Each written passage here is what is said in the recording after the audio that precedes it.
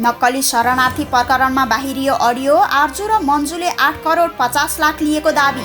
मैले केही बिराएको छैन, म डराउँदिन, आर्जु राणाको भनाई। उच्च अदालतको फैसला टुकुचा खोला हो, तर खोलामाथि व्यक्तिगत सम्पत्ति छ। काठमाडौँ महानगरले आजदेखि तार व्यवस्थापन गर्दै काङ्ग्रेसभित्र र बाहिर हलचल ल्याउने गगनको यस्तो भनाई। नागरिकता विधेयकमा राष्ट्रपतिले थाले परामर्श। 11 महिनामा दोस्रो पटक बलात्कृत भइन् 11 वर्षीय बालिका। लोकसेवा तयारी गर्ने युवकले गरेका थिए बलात्कार। सुन, हिरा तथा विभिन्न पत्थर सहित वीरगञ्जबाट एक भारतीय पक्राउ। इटहरी स्थित राधाकृष्ण पेट्रोल पम्पमा आगो लागि, एक मोटरसाइकल जलेर नष्ट।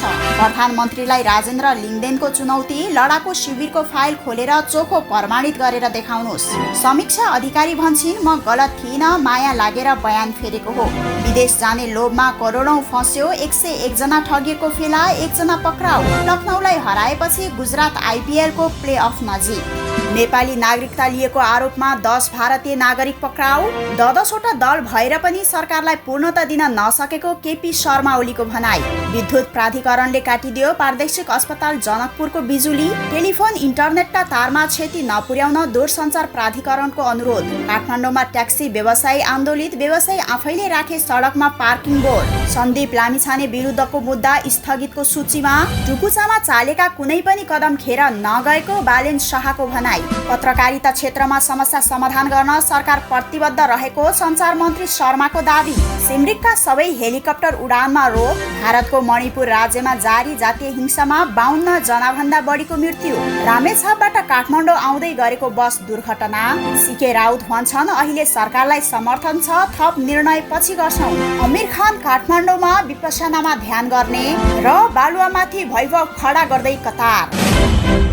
नमस्कार अनि तपाईलाई हार्दिक स्वागत गर्न चाहन्छु अनलाइन समाचारमा। आज मिति 2080 साल वैशाख 25 गते सोमबार, मे महिनाको 8 तारिक 2023। आज विश्व रेड क्रस दिवस। सदाझै आज पनि हामी देश तथा विदेशमा भइरहेका महत्त्वपूर्ण विषयवस्तुलाई लिएर आइसकेका छौं। तपाईँ हामीलाई अन्तिमसम्म हेरेर साथ दिनुहोला। साथै भिडियोको अन्तिमसम्म हेरिसकेपछि भिडियो के कस्तो लाग्यो, प्रसङ्ग के कस्तो लाग्यो, एउटा सानो लाइक र कमेन्ट गर्न पनि नबिर्सिनुहोला। च्यानलमा नयाँ हुनुहुन्छ भने च्यानललाई सब्स्क्राइब गर्नुहोला। हामी पलपलका अपडेट लिएर हरेक दिन आउने गर्छौं, त्यसैले हाम्रो च्यानलमा रहिरहनको लागि च्यानललाई सब्स्क्राइब गर्न भने नबिर्सिनुहोला।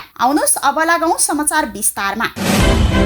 नक्कली भुटानी शरणार्थी प्रकरणमा काङ्ग्रेस सांसद आर्जु राणा देउवा र मन्जु खाँड समेत तानिने देखिएको छ। तत्कालीन प्रधानमन्त्री शेरबहादुर देउवा, पत्नी राणा र गृहमन्त्री बालकृष्ण खाँडकी श्रीमती मन्जुले 2.5 करोड र 6 करोड रकम लिएको दावी गरिएको अडियो सार्वजनिक भएको छ। उनीहरूले नक्कली भुटानी शरणार्थी बनाएर अमेरिका लैजाने भन्दै पैसा उठाउने गिरोहसँग 8.5 करोड लिएको दावी सहितको अडियो सार्वजनिक भएको हो। अडियोमा सरुवाबारे असन्तुष्ट एक व्यक्तिसँग भएको कुराकानी सुनिन्छ।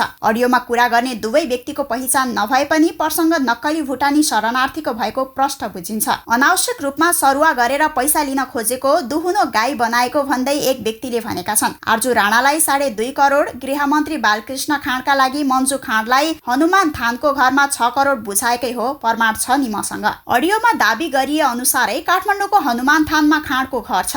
बालकृष्ण मैजु बहालमा डेरामा समेत बस्ने गरेका छन्। अडियो टिकटकबाट सार्वजनिक भएको हो। यो प्रकरणमा आफ्नो नाम तानिएपछि शनिबार बालकृष्ण खाँडले प्रेस विज्ञप्ति निकाल्दै खण्डन गरेका थिए। यही प्रकरणमा पूर्व गृहमन्त्री रामबहादुर थापा, बादलको छोरा प्रतीक अनि पूर्व मन्त्री तथा एमाले सचिव टोप बहादुर रायमाझी फरार छन्। अन्य 8 जना हिरासतमा छन्। हिरासतमा रहेकोमा खाँडको पालामा गृह सचिव रहेका पाण्डे समेत छन्।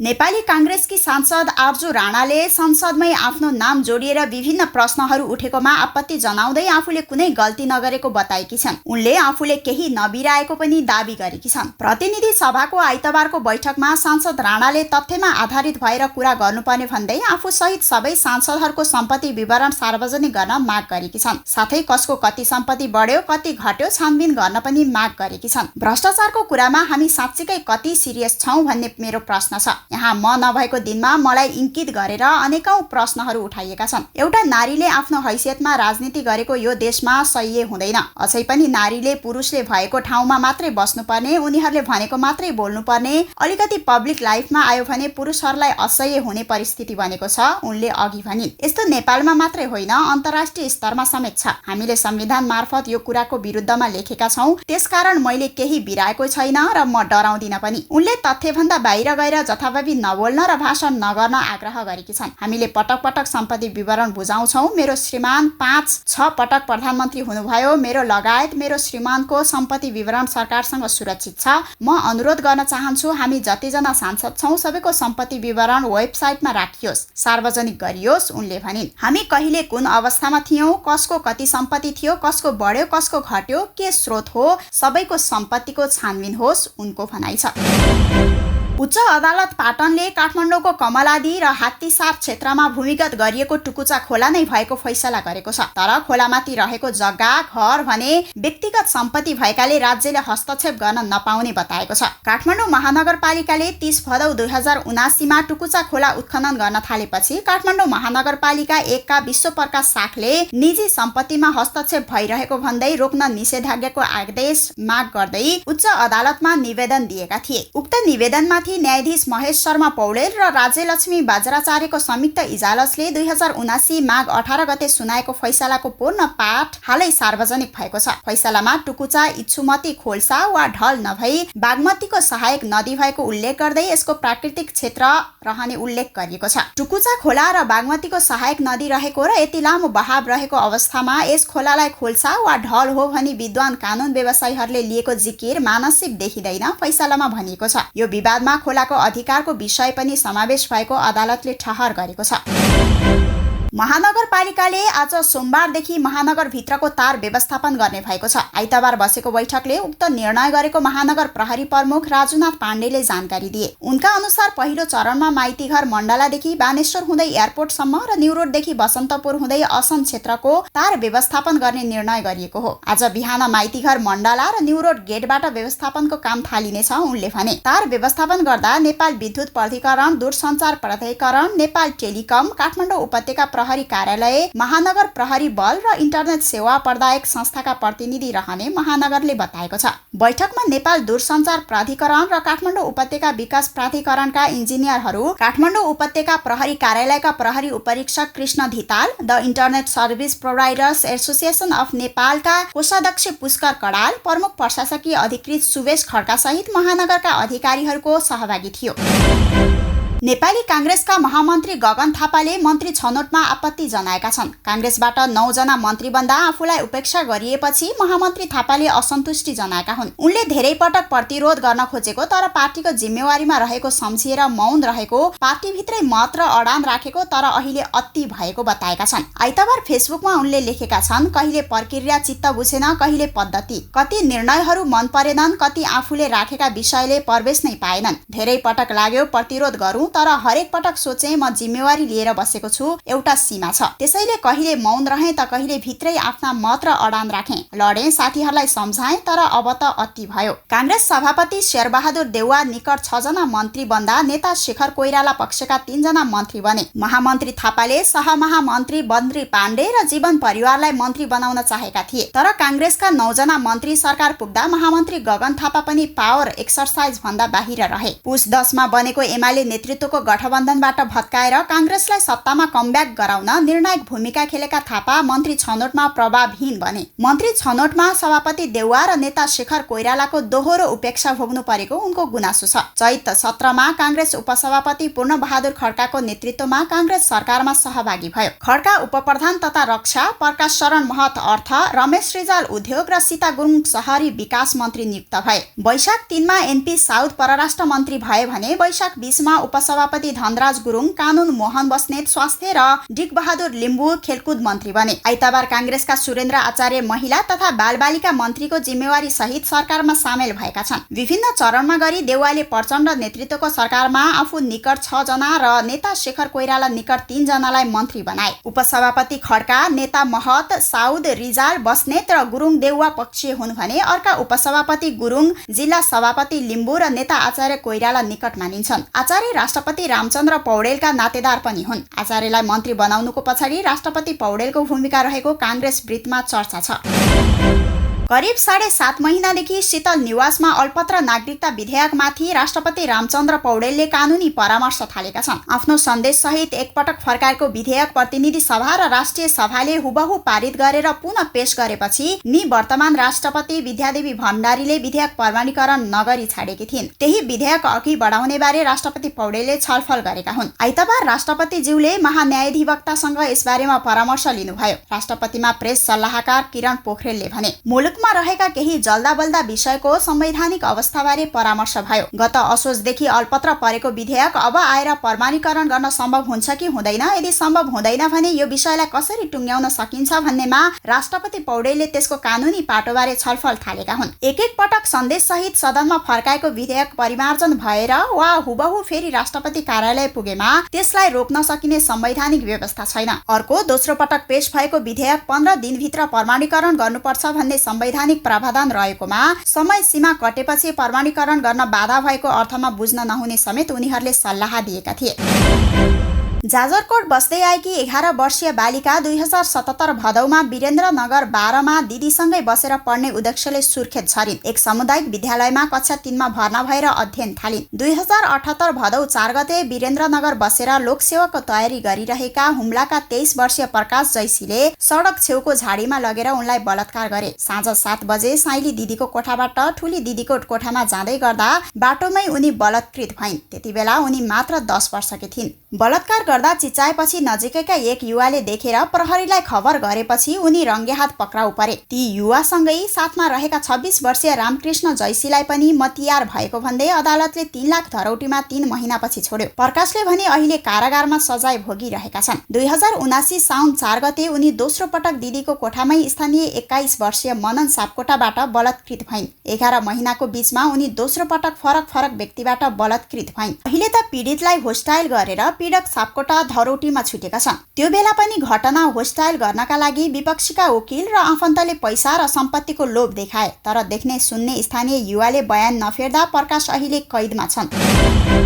सुन, हिरा तथा विभिन्न पत्थरहरू सहित प्रहरीले एकजना भारतीय नागरिकलाई पक्राउ गरेको छ। पक्राउ पर्नेमा भारत हौडा जिल्लाको डोमजुर ग्राम पञ्चायत बदमपुर टोल बस्ने 45 वर्षीय बुद्धदेव मैती रहेका छन्। भारतबाट वीरगञ्जतर्फ शंकास्पद रूपमा आउँदै गरेको उनलाई चेक जाँचका क्रममा प्रहरीले पक्राउ गरेको हो। पक्राउ परेका उनलाई थप अनुसन्धान तथा आवश्यक कारबाहीको लागि राजस्व अनुसन्धान कार्यालय पथलैया 12 मा बुझाइएको प्रहरीले जनाएको छ। सुनसरीको इटहरी पश्चिम रोड स्थित श्री राधाकृष्ण पेट्रोल पम्पमा आइतबार बिहान आगलागी भएको छ। आगलागीबाट एक मोटरसाइकल जलेर पूर्ण रूपमा क्षति भएको छ। झापाबाट इन्द्रुवा तर्फ सवार मे 6 7733 नम्बरको मोटरसाइकल आगलागीबाट पूर्ण रूपमा क्षति भएको हो। राष्ट्रिय प्रजातन्त्र पार्टीका अध्यक्ष राजेन्द्र लिङदेनले ठूला भ्रष्टाचारका फाइलहरू खोलेमा सरकारलाई आफ्नो पार्टीको समर्थन हुने बताएका छन्। आइतबार राष्ट्रिय प्रजातान्त्रिक महिला संगठनको एकताको प्रथम महाधिवेशन उद्घाटन गर्दै अध्यक्ष लिङदेनले नक्कली भुटानी शरणार्थी सम्बन्धी ठगी प्रकरणमा सरकारले अघि बढाएको अनुसन्धानको प्रशंसा गरेका छन्। साथै उनले प्रधानमन्त्री पुष्पकमल दाहाल प्रचण्डलाई लडाकु शिविरमा भएको भनिएको घोटालाको पनि अनुसन्धान गरी आफूलाई चोखो प्रमाणित गर्न चुनौती दिएका छन्। क्यान्टनमेन्टको घोटाला काण्ड उहाँकै शिरमाथि लागेको छ, त्यो के हो? फाइल खोलेर उहाँले त्यसलाई आफू चोखो छु भन्ने प्रमाणित गरिदिनु पर्यो। तर भ्रष्टाचारको डङ्गुरमाथि बसेर शुद्धताको मन्त्र उच्चारण गर्यो भने लामो समय पत्ताइदैन। यो कुरालाई उनले भने यो देखाउनका लागि मात्रै हुनु हुँदैन। यदि पुष्पकमल दाहालले सुनियतका साथ सुविचारका साथ यो कदम अगाडि बढाउनु भएको हो भने यसमा कुनै राजनीतिक स्वार्थ छैन भने राष्ट्रिय प्रजातन्त्र पार्टीको यसमा समर्थन रहन्छ, उनले भने। अध्यक्ष लिङदेनले देश आर्थिक रूपमा टाट पल्टने अवस्थामा रहेको भए पनि सरकारले अर्थतन्त्र सुधार गर्ने कुनै कदम नचालेको आरोप लगाए। उनले सरकार कुहिरोमा हराएको काग जस्तो अवस्थामा रहेको टिप्पणी गरे। ऋण काढेर अहिले कर्मचारीलाई तलब खुवाउनु परेको अवस्था छ। 80 अर्ब भन्दा बढी निर्माण व्यवसायीहरूलाई राज्यले दिनुपर्ने भुक्तानी नै पुगिसकेको छ। यो अर्थतन्त्रलाई सुधार गर्ने दिशातर्फ सरकारका कुनै कदमहरू छैन। सरकार कुहिरोमा हराएको काग जस्तो अवस्थामा छ, उनले भने।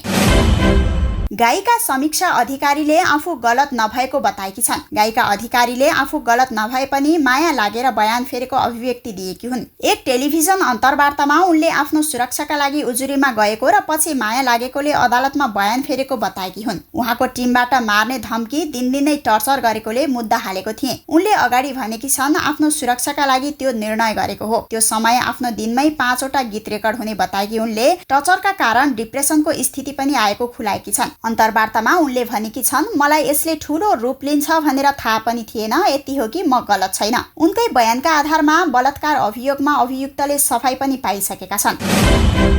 अमेरिका लगायतका विभिन्न मुलुकमा गएर ठूलो रकम कमाउने लोभमा फस्दा 101 जना ठगिएको फेला परेको छ। पीडितहरू 3.5 करोड बढी रकम ठगिएपछि प्रहरीको सम्पर्कमा आएका छन्। भक्तपुरको चाँगु नारायण नगरपालिका 6 नगरकोट बस्ने 68 वर्षीय सीताराम बास्तोला लगायतको समूहको मिलोमतोमा अमेरिका, जर्मनी, बेलायत तथा जापान पठाउने भन्दै यसरी ठगी गरेका भेटिएको काठमाडौँ उपत्यका अपराध अनुसन्धान कार्यालयले जनाएको छ। ती ठगी गर्ने समूहले मासिक 4 लाख बढी तलब हुने भनी विश्वास दिलाई प्रति व्यक्ति रु 30 लाख खर्च लाग्ने र सम्भावित देशहरूमा पुगेपछि प्रतिष्ठित कम्पनीमा काम लगाइदिने लोभ देखाएर ठगी गरेका भेटिएको प्रहरी उपरीक्षक रविन्द्र रेग्मीले बताए। गिरोहले पीडितहरूबाट पटक पटक गरी जम्मा रु 3 करोड 56 लाख 8 हजार लिएर फरार भएकोमा वैदेशिक रोजगार विभागको अनुरोधमा यसरी फरार भएका मध्ये भक्तपुरका सीताराम बास्तोलालाई पक्राउ गरिएको रेग्मीले बताए। उनलाई थप कारबाहीका लागि वैदेशिक रोजगार विभागमा बुझाइएको छ। साबिक विजेता गुजरात टाइटन्सले इन्डियन प्रिमियर लिगमा आइतबार लखनऊ सुपर जायन्टलाई 56 रनले पराजित गरेको छ। सिजनको 8औं जितपछि शीर्ष स्थानको गुजरातले 11 खेलबाट 16 अङ्क जोडेको छ र दोस्रो स्थानको चेन्नाई सुपर किङ्समाथि 3 अङ्कको अग्रता समेत बनाएको छ। पराजित लखनऊको 11 खेलबाट 11 अङ्क छ र तेस्रो स्थानमै छ। ब्याटिङमा 2 ओपनर शुभमन गिल र रिद्धिमान शाह तथा बलिङमा मोहित शर्मा चम्केपछि गुजरातले लखनऊमाथि शानदार जित निकालेको हो।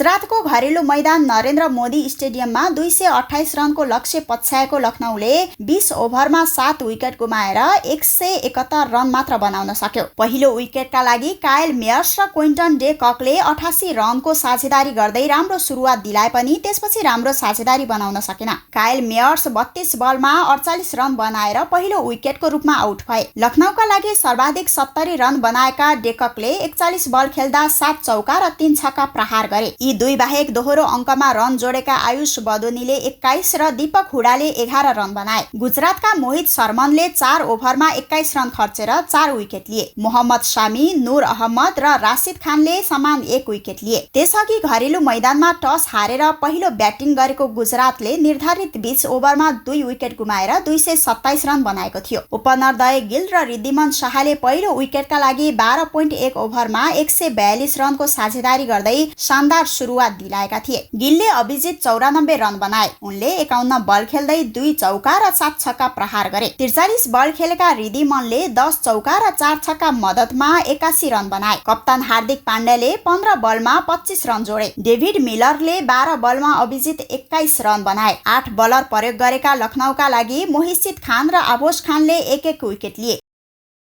नेपाली नागरिकताको प्रमाणपत्र बनाएको आरोपमा प्रहरीले 10 जना भारतीय नागरिकलाई पक्राउ गरेको छ। भारतको उत्तर प्रदेशका स्थायी बासिन्दा भए पनि उनीहरूले नक्कली कागजात पेश गरेर नेपाली नागरिकता लिएको पाइएको काठमाडौँ उपत्यका अपराध अनुसन्धान कार्यालयका प्रमुख एसएसपी मनोज केसीले जानकारी दिए। उनीहरूले जिल्ला प्रशासन कार्यालय पर्सा, बारा, सिरहा, रूपन्देही लगायतका जिल्लाबाट नेपाली नागरिकता लिएको पाइएको छ। प्रहरीले 3 महिना लामो अनुसन्धानपछि उनीहरूलाई काठमाडौँको कलङ्की, शङ्खमूल, ललितपुरको पाटन लगायत क्षेत्रबाट पक्राउ गरेको हो। उनीहरूसँग नेपालको मतदाता परिचय पत्र र भारतीय परिचय पत्र पनि फेला परेको प्रहरीले जनाएको छ। पक्राउ परेकाहरू नेपालमा नै विभिन्न व्यवसाय गर्नेहरू रहेको एसएसपी केसीले बताए।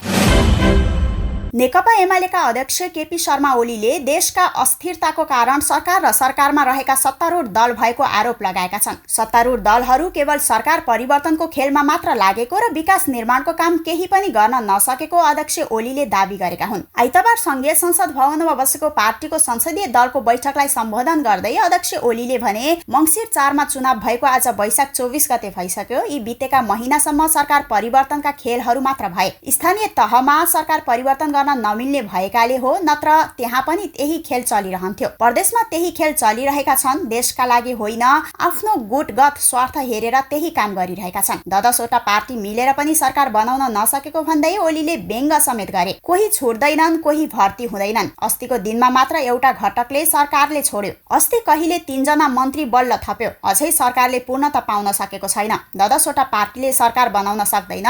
गठबन्धन पनि कति हो टुङ्गो छैन। कहिले 7 भन्या छ, कहिले 8, कहिले 9, कहिले 10। राजनीतिक तमासा देखाइएको छ। उनले जनताको पक्षको केही काम नभएको भन्दै आक्रोश पोखे। केही कुप्रचार गरेर जनतालाई रणभुल्लमा पार्ने काम मात्र भएको उनको भनाइ छ। नेपाल विद्युत प्राधिकरणले जनकपुर धाम स्थित प्रादेशिक अस्पतालको विद्युत लाइन काटिदिएको छ। प्राधिकरणको जनकपुर वितरण केन्द्रले आइतबार दिउँसो 9:15 बजे अस्पतालको विद्युत काटेको हो। मधेसकै ठूलो यो अस्पतालले प्राधिकरणलाई बिजुली बापतको 1,20,00,000 रुपियाँ महसुल तिर्न बाँकी छ। पटक पटक लिखित मौखिक ताकेता गर्दा पनि अटेर गरेपछि लाइन काटेको प्राधिकरणका वितरण केन्द्र प्रमुख लखन लाल मल्लिकले बताए। प्रादेशिक अस्पतालले 15 महिनादेखि विद्युत महसुल बुझाएको छैन। महसुल तिर्न पटक पटक मौखिक आग्रह र लिखित पत्र पठाएका छौं, मुख्यमन्त्री कार्यालय, सामाजिक विकास मन्त्रालय लगायतमा। तर मतलब नगरेपछि बाध्य भएर लाइन काटेका हौं, प्रमुख मल्लिकले भने। बिजुलीको लाइन काटिएपछि चर्को गर्मीमा बिरामीले पंखा चलाउन पनि पाएका छैनन्। बिजुली नहुँदा अस्पतालका कतिपय उपकरण पनि चलेको छैन। कम्तीमा महसुल कहिलेसम्म तिर्ने लिखित प्रतिबद्धता गरे मात्र लाइन जोड्न सकिने वितरण केन्द्र प्रमुख मल्लिकले बताए।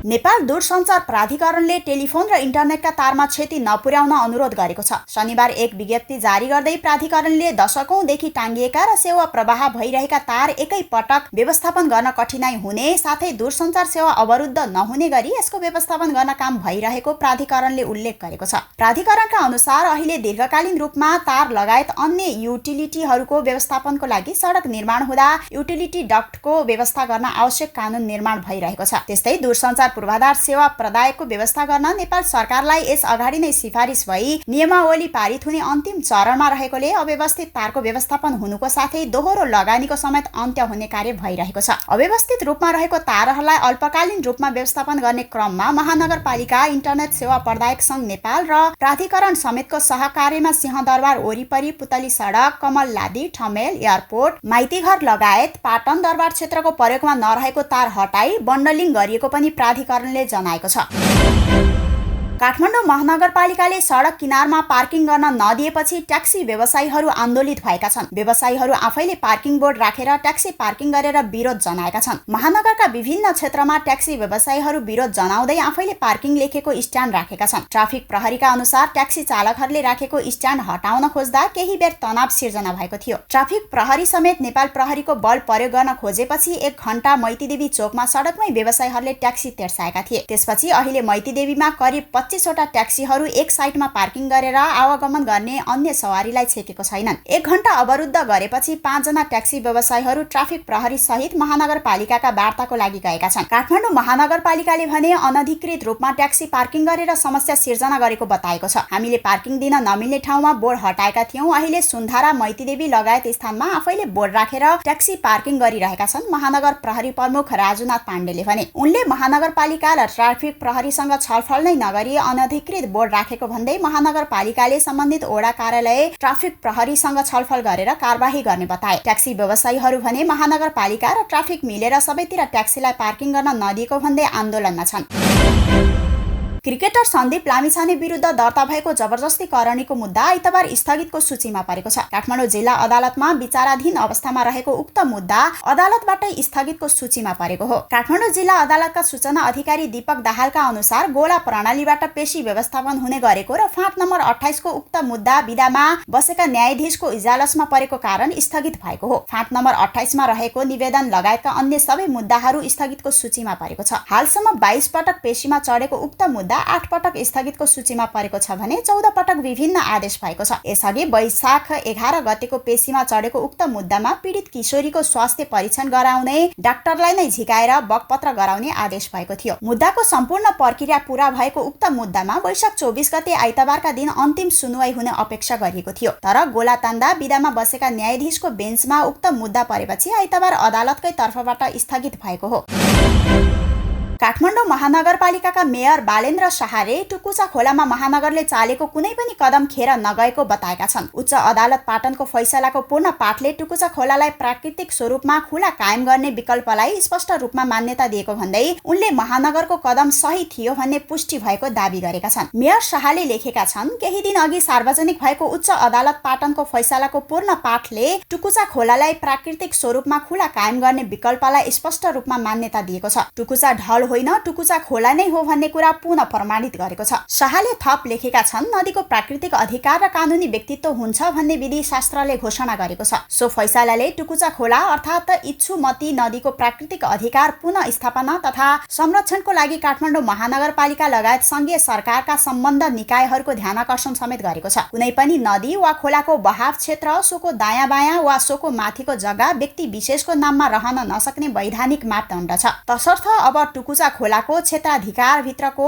व्यक्ति विशेषको नाममा त्रुटिवश कायम हुन गएको जग्गाको कानुन बमोजिम लगत कट्टा गर्ने र त्यस्तो जग्गा महानगरवासीको सर्वोत्तम हित हुने गरी सार्वजनिक परियोजनामा ल्याउने सम्बन्धी आवश्यक प्रक्रिया अगाडि बढाइनेछ। यस फैसलाबाट पनि टुकुचा खोलाको प्राकृतिक अधिकार पुनर्स्थापना गर्ने सम्बन्धमा काठमाडौँ महानगरपालिकालाई पहिलो चरणको सफलता मिलेको उनको जिकिर छ।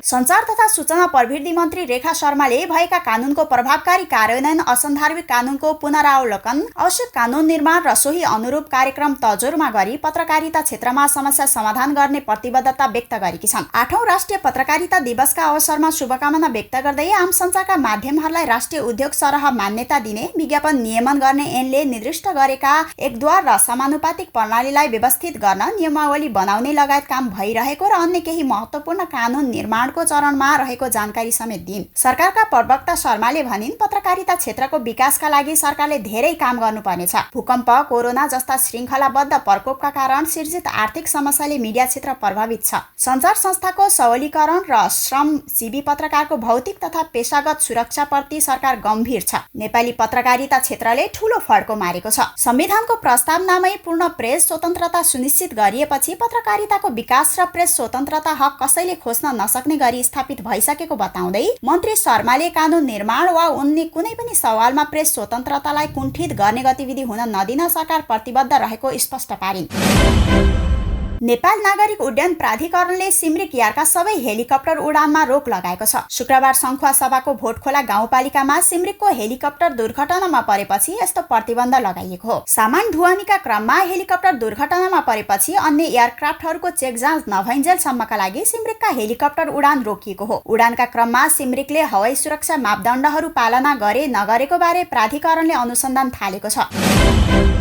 भारतको पूर्वोत्तर राज्य मणिपुरमा जारी जातीय हिंसामा परि 52 जनाभन्दा बढीको मृत्यु भएको छ। बुधबारदेखि सुरु भएको हिंसा प्रशासनले जारी गरेको कर्फ्यू र सुट एट साइट आदेशका बावजुद पनि शनिबारसम्म कम्तीमा 52 जनाको मृत्यु भएको छ र हजारौंको संख्यामा मानिसहरू विस्थापित भएको जनाइएको छ। भारतीय दैनिक पत्रिका इन्डियन एक्सप्रेसको आइतबार प्रकाशित समाचारका अनुसार मुख्यमन्त्री एन वीरेन सिंहले शनिबार सर्वदलीय बैठकमा बोलाएका थिए। उक्त बैठकमा मुख्यमन्त्री सिंहले क्षतिको यकिन विवरण दिन सकेनन्। यद्यपि एक्सप्रेसले सरकारी अधिकारीहरूको हवाला दिँदै प्रकाशन गरेको समाचारमा मृतकको संख्या बढेको हुन सक्ने जनाइएको छ। हिंसा सुरु भएपछि शनिबार पहिलो पटक सञ्चारकर्मीसँग अन्तर्क्रिया गरेका भारतीय कानुन मन्त्री किरण रिजिजुले झडपमा धेरैको मृत्यु भएको र सम्पत्तिमा क्षति पुगेको स्वीकार गरेका छन्। सामाजिक सञ्जाल मार्फत मैती र कुकी समुदाय बीच जारी हिंसात्मक झडपका सामग्रीले परिस्थितिलाई थप जटिल बनाएपछि मणिपुरमा मोबाइल इन्टरनेट सेवा आजसम्मका लागि बन्द गरिएको छ, जसका कारण मणिपुरबाट निर्बाध सूचना प्रवाह हुन सकेको छैन र पछिल्लो विवरण सार्वजनिक हुन सकेको छैन। साथै परिस्थिति नियन्त्रण बाहिर गएपछि आसाम राइफल्स र भारतीय सेना परिचालन गरिएको छ। कर्फ्यू जारी भएका क्षेत्रमा सेना र प्रहरीको संयुक्त गस्ती चलिरहेको छ।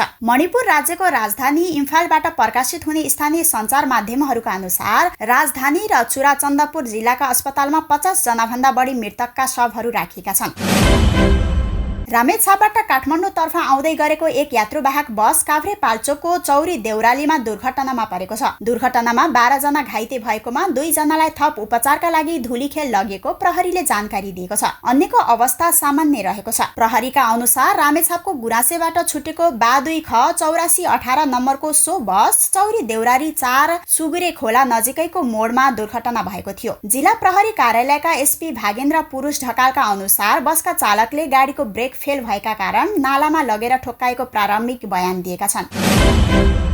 जनमत पार्टीका अध्यक्ष सीके राउतले आफ्नो पार्टीले सरकारलाई दिएको समर्थन कायमै राखेको बताएका छन्। उनी भन्छन्, हामीले सरकारलाई दिएको समर्थन फिर्ता लिएका छैनौं, त्यसैले हामी सत्ता पक्ष नै हो। उनले भने, सरकारलाई दिएको समर्थन कहिलेसम्म जारी राख्ने भनेर पार्टीले छिट्टै निर्णय गर्छ। अहिलेकै अवस्थामा यो सरकारमा सहभागी हुन नसकिने समेत उनले बताए। जनमत पार्टीका तर्फबाट मन्त्री बनेका खानेपानी तथा सरसफाई मन्त्री अब्दुल खानले चैत 17 गते राजीनामा दिएका थिए। आफूहरूले माग्दै आएको उद्योग वाणिज्य तथा आपूर्ति मन्त्रालय नपाएको भन्दै जनमत पार्टी सरकारबाट बाहिरिएको हो। उद्योग मन्त्रालय नपाए कृषि पाउनुपर्ने उनको अडान थियो। पुस 11 गते जनमत पार्टीका तर्फबाट वरिष्ठ उपाध्यक्ष खान मन्त्री बनेका थिए। प्रतिनिधि सभामा जनमत पार्टीका तर्फबाट 6 जना सांसद छन्। सत्ता गठबन्धनमा रहेर पनि उपराष्ट्रपतिको निर्वाचनमा जनमत पार्टीले अलग्गै उम्मेदवारी दिएको थियो। सत्ता गठबन्धनका तर्फबाट उम्मेदवार बनेका जसपाका राम सहाय प्रसाद यादव विरुद्ध जनमत पार्टीकी ममता झा उम्मेदवार बनेकी थिइन्। त्यो बेलादेखि नै जनमत पार्टीका सत्ता गठबन्धनसँग मनमुटाव सुरु भएको थियो। 12-2बाट निर्वाचन जितेका राम सहाय प्रसाद यादव उपराष्ट्रपति बने पछि सो क्षेत्रमा भएको उपनिर्वाचनमा समेत सत्ता गठबन्धन र जनमत पार्टीको मुख्य प्रतिस्पर्धा भएको थियो। सत्ता गठबन्धनका तर्फबाट जसपा अध्यक्ष उपेन्द्र यादव र जनमत पार्टीका तर्फबाट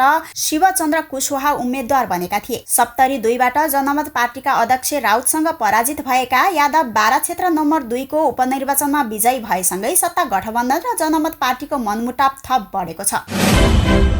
बलिउड अभिनेता आमिर खान नेपाल आएका छन्। आइतबार बिहान 10 बजे भिस्तारा एयरलाइन्सको विमानबाट उनी काठमाडौँ आइपुगेको अध्यागमन स्रोतले जानकारी दिएको छ। उनी बुढानील कण्ठ स्थित विपस्ना ध्यान केन्द्रमा ध्यान गर्न र कार्यक्रममा सहभागी हुन आएको विपस्ना ध्यान केन्द्रका एक कर्मचारीले बताए। आमिर 10 दिनसम्म ध्यान केन्द्रमा रहने उनले बताए। यसअघि उनी सन् 2014 मा राष्ट्रसङ्घीय नियोग युनिसेफको दूतको रूपमा काठमाडौँ आएका थिए।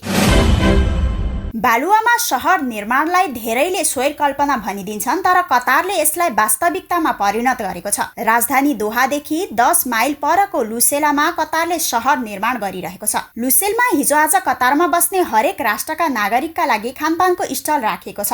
यहाँ हरेक साँझ पार्टी छ। सन् 2024 मा त्यही नै कतारले ठूलो खानपानको महोत्सव आयोजना गर्दैछ। भविष्यको शहरका रूपमा कतारले सन् 2006 देखि नै लुसेलमा संरचना निर्माण थालेको थियो। फुटबलको विश्वकप आयोजनाको निर्णय अघि नै उसले लुसेललाई दिगो शहरका रूपमा विकास गर्दै थियो। लुसेल त्यही शहर हो जहाँ फुटबलको महाकुम्भ विश्वकपको फाइनल खेल आयोजना भएको थियो। लुसेल घुमेकाहरू भन्छन् थुप्रै संरचनाले यसलाई राम्रो बनाएको छ। लुसेल अब महोत्सव स्थल मात्रै छैन, यहाँ ठूला शपिङ मल यही छ। ठाउँ ठाउँमा रहेका पार्कले शहरको सौन्दर्य बढाएको छ। लुसेलमा अहिले अन्तर्राष्ट्रिय चेन रेस्टुरेन्टहरू छन्। स्काइलाइन लुसेलको आकर्षण हो। कतारको संकेत गर्ने गोलाकार भवनको नजिकै 2 ठूला होटल छन्। द फेयरमन्ट दोहा र अल्सुट र्याफल दोहा कतारकै पहिलो 6 तारे होटल हुन्। दुबईका नाममा पछि दोहा भए पनि उनीहरू लुसेलमा छन्। लुसेल कतारको अन्य शहरभन्दा धेरै नै विकसित भइसकेको छ। अझै पनि त्यहाँ संरचना निर्माणको काम भइरहेको छ। लुसेल स्टेडियममा बेला बखत ठूला महोत्सव भइरहन्छन्। शहरमा अहिले संग्रहालय निर्माणको काम पनि भइरहेको छ। मध्यपूर्वको संस्कृति र इतिहास झल्काउने गरी संग्रहालय निर्माण भइरहेको हो। यसको आकार स्विस आर्किटेक्ट हर्जोगले डिजाइन गरेका हुन्। यस संग्रहालय सन् 2029 मा खुल्ने बताइएको छ। बालुवामाथि शहर निर्माण कठिन कार्य हो, तर कतारले बालुवामाथि नै मुलुकको पहिलो दिगो शहर विकास गरेको जिकिर गरेको छ। मध्यपूर्वका मरुभूमि अब पूर्वाधारका लागि उर्वर बन्दैछन्। त्यहाँ असंख्य संरचना निर्माणको सम्भावना छ। कल्पनालाई उनीहरू वास्तविकतामा परिणत गर्दैछन्। लुसेलमा सहज पहुँच, आर्थिक समानता र दिगोपनलाई धेरै ख्याल गरिएको छ। पूर्वाधार निर्माण नियालिरहेका ब्रेस डेभिड भन्छन्, सुरुदेखि नै संरचना निर्माण गर्दा सडक, विमानस्थलदेखि सबै पूर्वाधार दिगोपनको अवधारणामा निर्माण गर्न सकिने डेभिड बताउँछन्। केही दशक यता कतारले दिगोपनको अवधारणालाई केन्द्रमा राखेको छ। पेट्रोलियम पदार्थका लागि बाँझै राखिएको जमिनमा अहिले हरियाली देख्न सकिन्छ। 50 डिग्री सेल्सियस तापक्रम हुने कतारमा एयर कन्डिसन सहितको हिँड्ने ठाउँ निर्माण गरिएका छन्। हवस् त दर्शकवृन्द, आजका मुख्य खबरहरू यति नै। हामीले प्रसारण गरिरहेका समाचारहरूप्रति तपाईको धारणा के छ तलको कमेन्ट बक्समा उल्लेख गर्न नबिर्सिनुहोला। साथै यो च्यानलमा नयाँ हुनुहुन्छ भने च्यानललाई सब्स्क्राइब गर्नुहोला अनि हाम्रो मेहनतको लागि एउटा सानो लाइक गर्न पनि नछुटाउनुहोला। हामी पलपलका अपडेटहरू लिएर फेरि आउने छौं। अनलाइन समाचार हेर्दै गर्नुहोला। अहिलेलाई छुट्टिन्छौं। तपाईको हरेक पल शुभ रहोस्। नमस्कार।